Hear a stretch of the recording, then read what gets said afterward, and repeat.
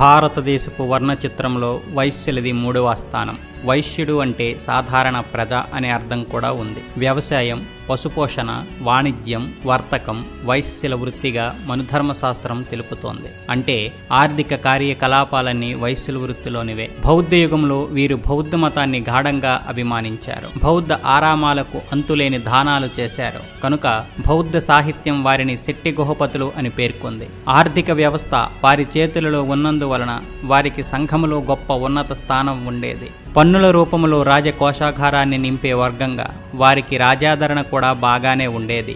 రాజకోశాధికారులుగా వారికి రాజులు ఉద్యోగాలు కూడా ఇచ్చేవారు.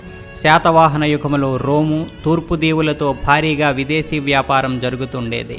అందువల్ల వర్తకులు గొప్ప లాభాలు పొంది సిరి సంపదలతో తొలతూగేవారు. శాతవాహన ఇక్ష్వాకు యుగములో బౌద్ధ మతం బలంగా ఉండేది. కనుక ఆంధ్ర సమాజంలో కుల